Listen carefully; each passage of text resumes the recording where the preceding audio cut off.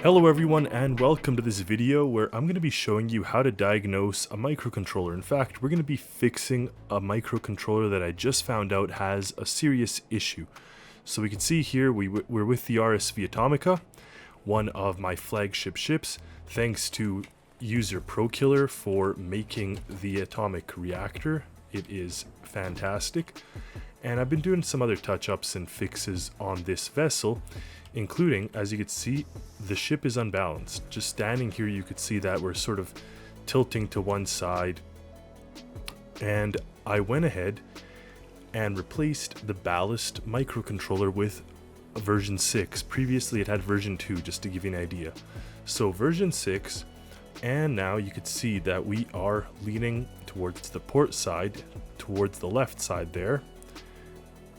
So this display is actually incorrect, but regardless, when I go to, so this is something I'll take a look at as well, but when I go to turn on my stabilizing or auto leveling system, first of all, you could see that it starts to add ballast to both tanks, which doesn't make any sense. We only need to add it to the starboard side to lower or drop the starboard side into the water deeper.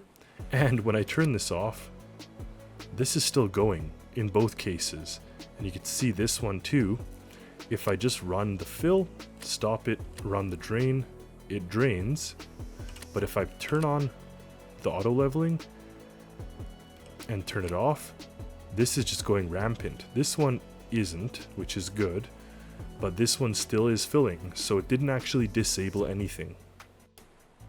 So the bow stern list makes sense, bow being on the left side, stern being on the right side, and we are listing down towards the stern.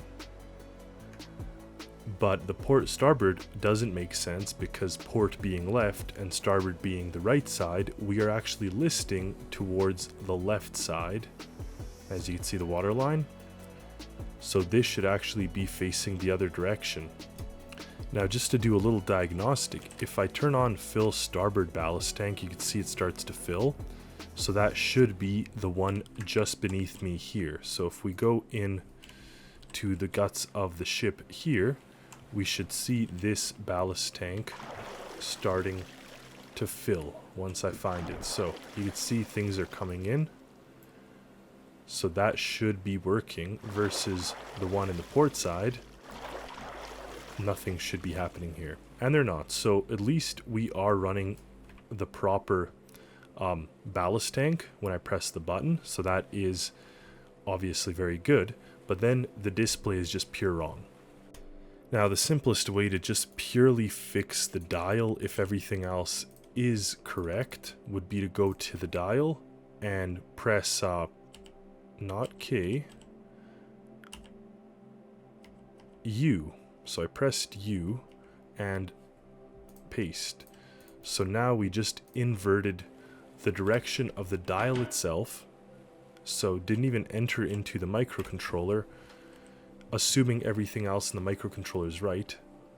Didn't change it. Okay, so that didn't actually work. And just to see if it works properly in other vessels, it does. So I added a bunch of weights to the side of the ship here. And you could see that we are listing heavily to the port side, and the dial is actually registering the port side. So it leads me to believe that something in the Atomica just isn't programmed properly. Now, what about the auto toggling system? If I turn it off, both these ones, and turn them off, are they still running rampant?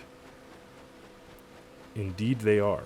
So this is a microcontroller-wide problem with all of my version 6s, which happen to be in all of my vessels. Mistakes do happen, and this is a prime example of something that's not working right.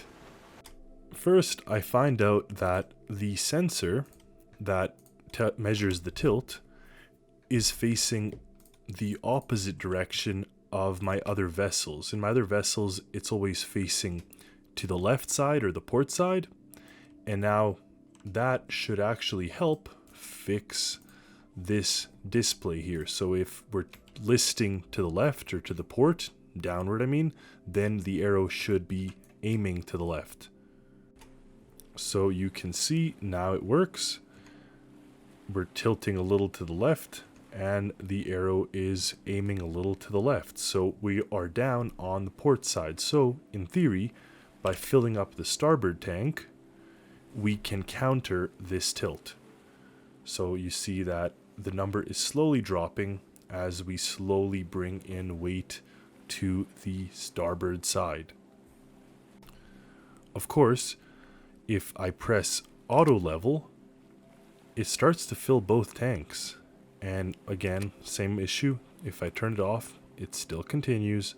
And this presumably doesn't get any better. Now, worry is that the tanks just keep filling until the ship starts to sink, because of course we can't take unlimited weight.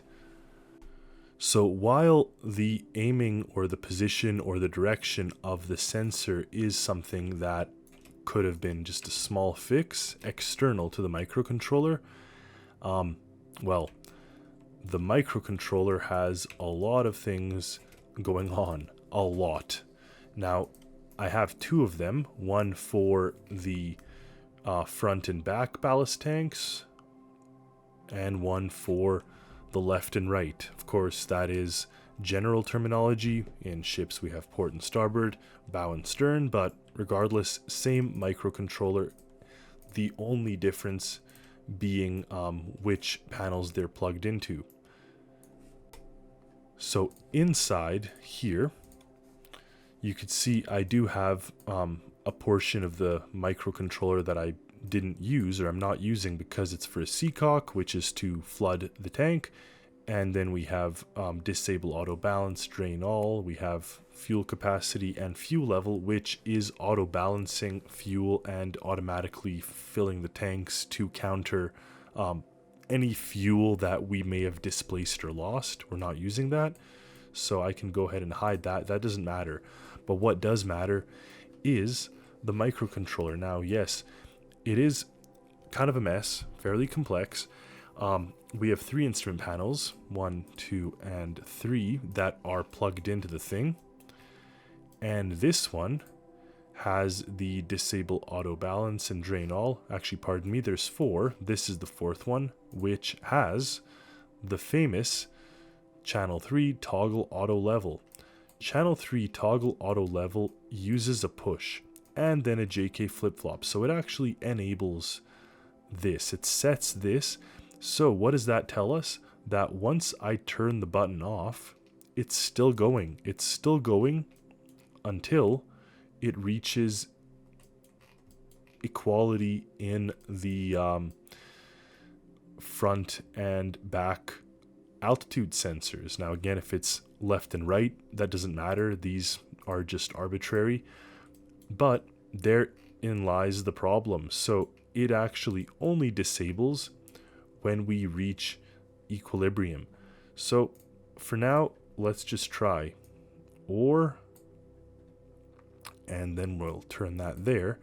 And the second one being if we push it again, if we pulse it again. Now the brutal part about this is I know that I can actually program this much better. This evolved from 6 generations of self-balancing ballast tanks or self-leveling ballast tanks. For example, using this toggle to push, using this JK flip-flop actually doesn't make any sense because it implies the button can be turned on and the system is off.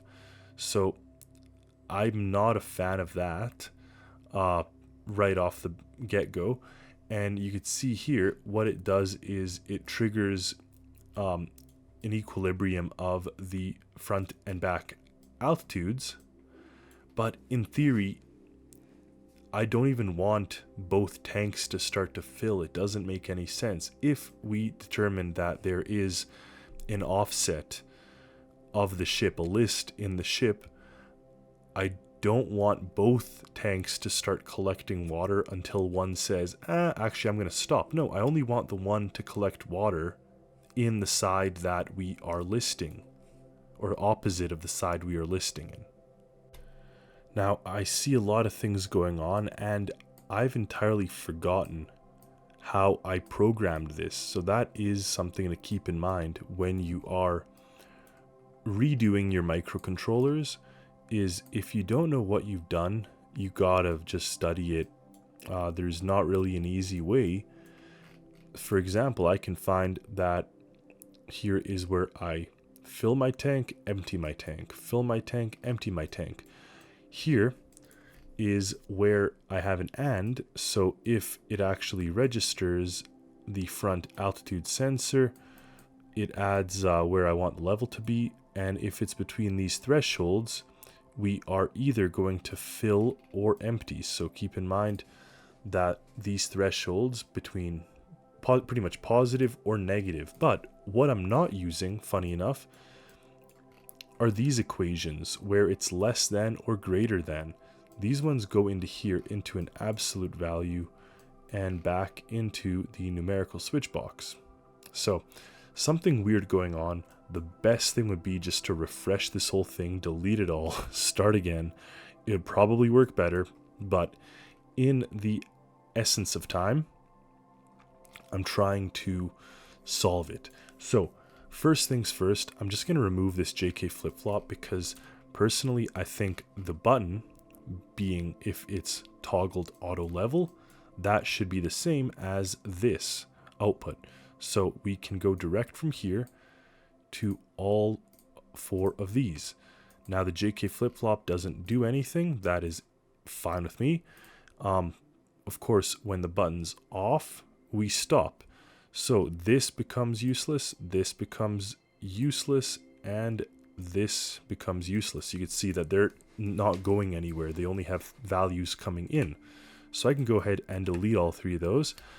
But one thing that has to be considered is the equilibrium statement, because now the second we turn on auto balance, you're just going to enable all of these systems, all these AND systems, and they're just going to start to ramp up. They're just going to start to fill. But we don't want them arbitrarily filling. We want them to only fill in certain instances. Now that is where this may come into play. Now this is where it gets a little dicey, because the front altitude sensor is one system. It measures the front and back, or left and right, of the ship. But the tilt is another system. So we have 2 parallel systems actually working, and that is also causing this issue. If we just had altitude or just had tilt, this would be a lot cleaner. But we have both. And the reason we have both is because there is a defined water line in the vessel. I've actually set it, and you can even find the altitude sensor in the front of the ship or the back or the sides. And that sensor pretty much says that this is where I'd like my water line to be. So it's right along this. It's actually not the blue line, which would be a little more logical. It's right along here. So what happens is we turn on our auto leveling, and the ship is like, whoa, I'm way too high out of the water. Let's fill everything until we sink it down to a lower level. Okay, so when I spawn it, maybe the water is at the blue, but the ship wants the water to be here. And that isn't necessarily the best, because first of all, it may not even balance the ship, because we may never get the water level that low. Or that may be the tipping point at which the ship just sinks altogether, because now there's no longer enough buoyancy. So those are not great things, and that's actually a flaw in this microcontroller. Now the easiest and laziest thing would be just to move my altitude sensors to where I'd like my water line to be. That'd be kind of the most obvious or easiest thing, but I don't like that because it leaves a lot of variables. What if we're loading the deck up and we're now beneath that level? Like, what if we want the water level to be here, but the water level's here? Well, the ship's not going to know what to do. Certain things like that. So I think the best approach, and that's actually where my self-leveling system fails, is that I have almost too many things going on and not enough actual logical calculation. So like I said, we're using a keypad for leveling value, which you could also set to negative. So you could say I want it to be -1 buoyant or whatever, or +1 to call it to sink or whatever. So, or sink lower, which is great if you're like carrying things, but you can also manually do that. Now the altitude sensors, they work in theory, but what about the tilt sensors? So we have them. Keep in mind, we have all these sensors here, but we're not using the tilt sensor for the calculation at all. The tilt sensor only gets used for that dial that you saw in the beginning of the video. So we're relying on the altitude, which works, except it doesn't quite work if you're just doing a threshold. Instead, what we should be doing is taking this front altitude and subtracting it from the rear altitude, and depending on if it's a positive or negative, enabling pumps on the opposite direction. And of course, leaving a threshold gate such that I don't want the pump to keep self-correcting. You know, you get close to level, all of a sudden you turn left pump on, then right, then left, then right, and you keep correcting. No, I want it to work and then stop when it's happy. Now this, I have absolutely no idea what the point of this is. You have the top minus the bottom minus the top, or less than, greater than. And if they're true, then the value coming out of the altitude sensor gets added into a number to store, which goes back to the numerical switch box. Okay, we don't need this. Actually, we do need this. So what happens is that number becomes the stored number, which we are trying to achieve in the on value, which then gets added to the rear altitude sensor. So that's a very convoluted way of pretty much setting a memory function and saying that's where you started, and then you want to gain or lose altitude. Wow, what a mess. All right, now going backward from something, because that just seems so strange. What about this? Okay, front fill.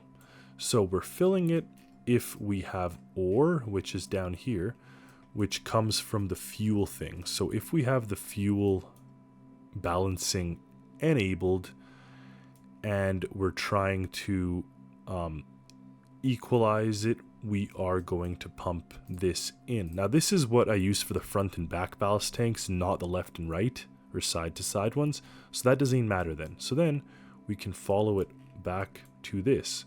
So we fill it if we press the button, which makes sense, or if we have this function. So really these guys here are what determine everything. And right now they're just purely set to and. So if our enable auto balancing is on, and if we are at a threshold, being that if the front, see where it comes from here, if our front altitude sensor and whatever number is coming out of here being the one that goes through this absolute function, if it varies, it goes into here and it toggles this thing on. But remember, it's toggling it on if we are at an elevation higher than where we want the ship to be. So it wants the whole thing to sink, it's going to turn both pumps on. So let's run something in parallel. Instead of using this with the thresholds and whatever, I'm just going to run a simple subtraction. So front altitude minus the rear altitude. Okay, that goes in here. So what is logical? If the front altitude is here, and this is my ship, let's pretend the subtract thing is my ship. So my front altitude's here, my back altitude is here.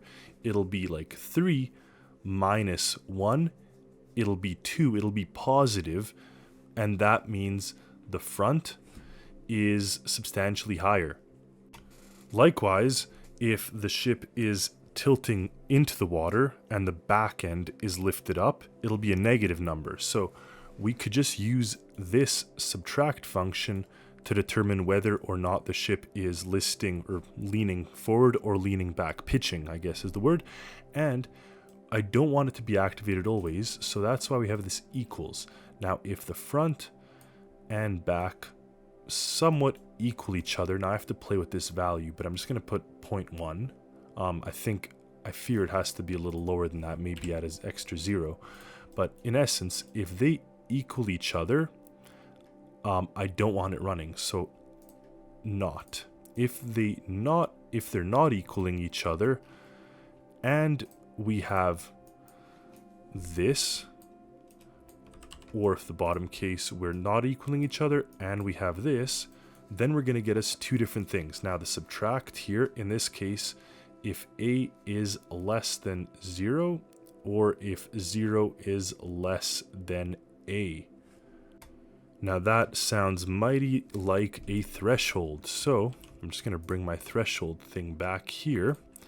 So in this case, what I can do is delete, and we'll use my subtraction and put the threshold to that and into there. Just because for me the threshold makes more sense. Just easier to look at and read. Now I could even tune in the kind of the sensitivity, make it 0.05. But the point is, if you take this value, subtract it with this value, put it through here, and you're not substantially equaling each other, then you're going to turn on some pumps. So again, if we take the front minus the back and we are positive, meaning we're here, that means the front end of the ship is too high and we have to turn on the front pump in order to bring the front back down. So right now we have these four things here, and so this is on and this is happening. So let's just go ahead and disconnect these for the time being, just so nothing happens, no things get triggered, no things turn on or off. Now we previously also had things empty the tanks, which is a good idea, but at the same time I think that it's tough to have it both ways. It's easier just to fill and leave it. But one thing that I may even do, instead of this equal, which will constantly be changing as the ship is listing, moving through waves, you may constantly be engaging and disengaging, and in that case constantly filling the ballast tanks until you sink, which nobody wants. So instead of the equal being a not and an and function, see, I might actually want to set it as an SR latch at some point, just not here, because this doesn't make sense, because then the system keeps working. But what I do want possibly is once it reaches that equilibrium, it actually just shuts off and it kind of stays in that point. And what happens after the fact, so be it.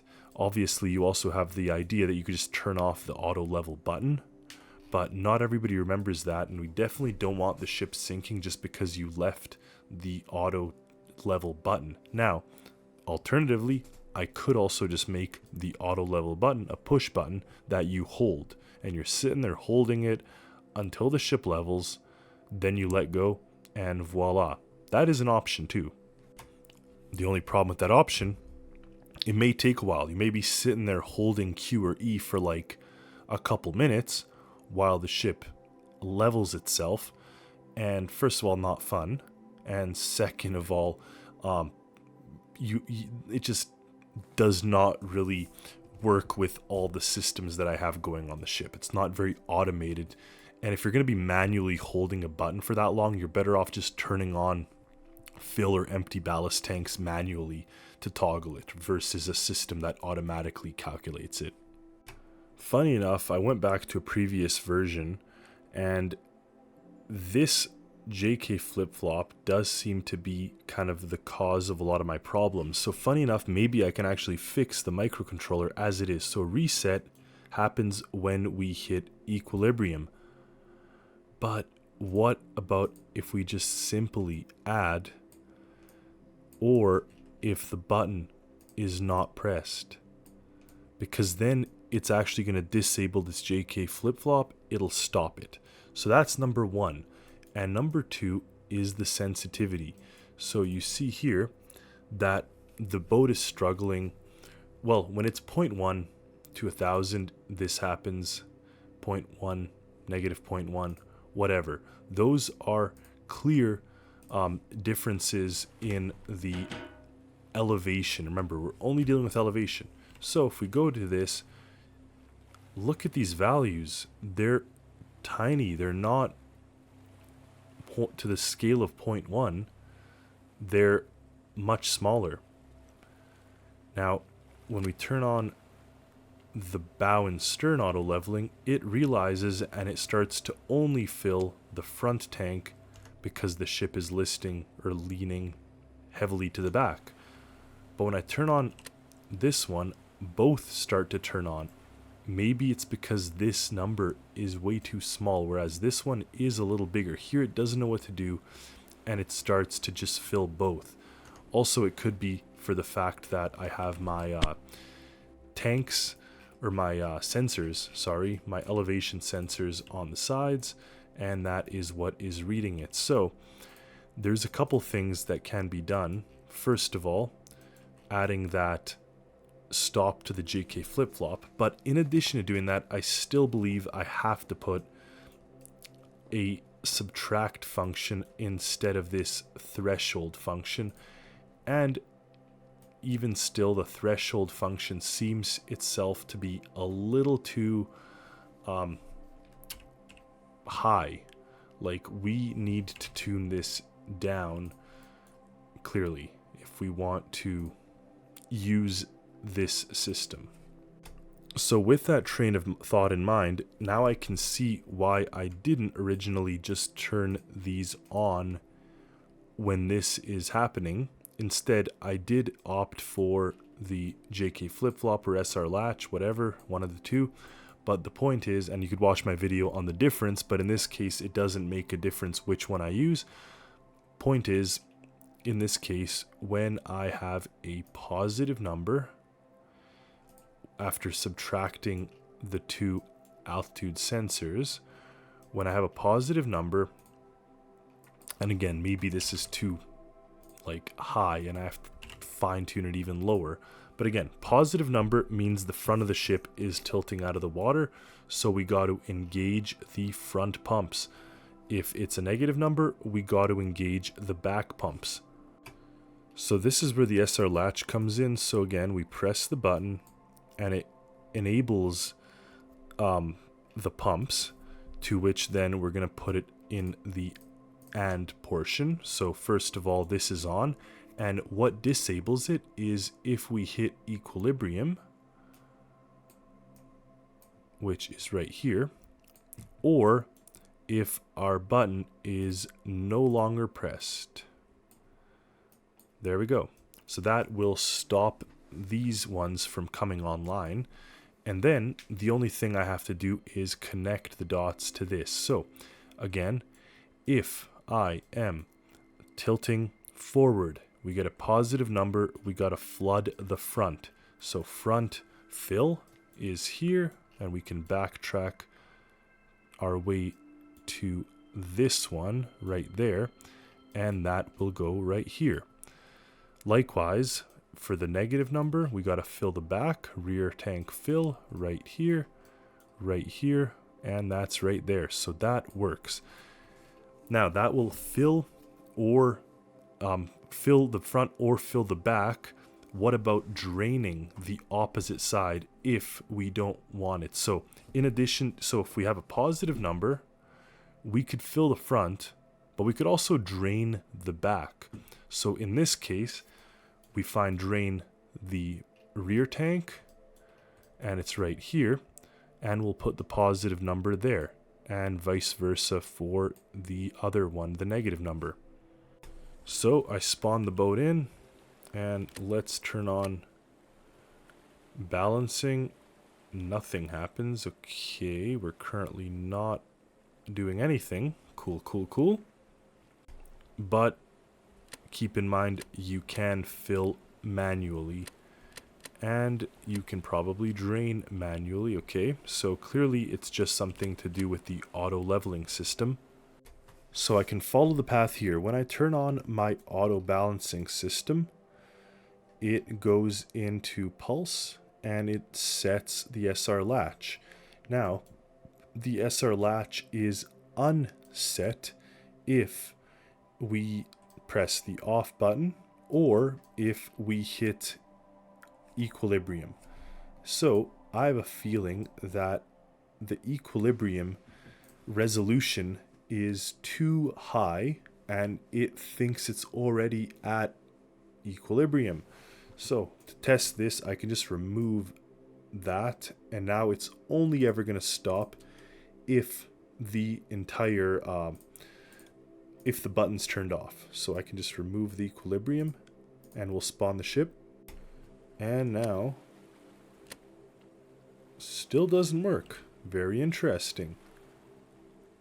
So the second portion of my resolution is, what if the difference between the two isn't enough? Like this low threshold or high threshold may not even be enough to trigger this to be activated. And actually keep in mind that this equal thing still plays a role here. So to truly have tested that properly, I had to have turned this off as well. So not just equals here and here, but remove that, because we need this to activate regardless. Now to do a quick test to see why it's not turning on, I just bypassed this entire area and pretty much said, if the ship is uneven with thresholds, and if my auto balancing is on, then turn the pumps on. And it actually started to work. So right away that tells me that something is not right with this function here, be it with the equal or be it with something else.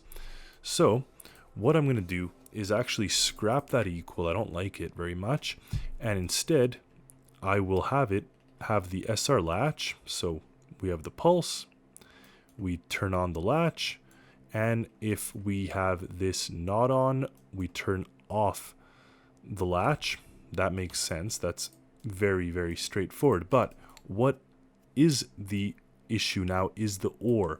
So we can go back to our subtraction here, and I can have a threshold that is between, because keep in mind I have a low and a high.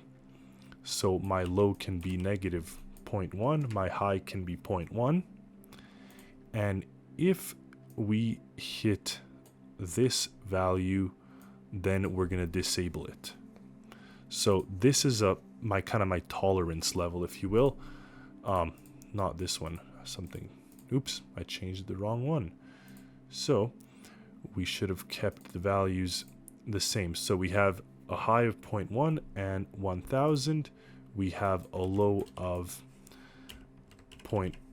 negative 0.1 and 1000, and this is the one I'm trying to change. So this one will have a low of 0.1, and we could even make it 0.0, and we could do this 0.0. So there's no overlap. It's quite clear what happens, and once we hit that threshold, things will stop.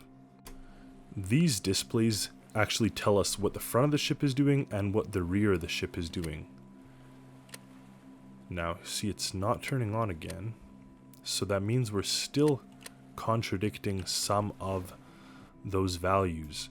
So even with them as they are now, we're still pretty much disabling it. And to be honest, I have a feeling that it's coming from the threshold of the subtraction.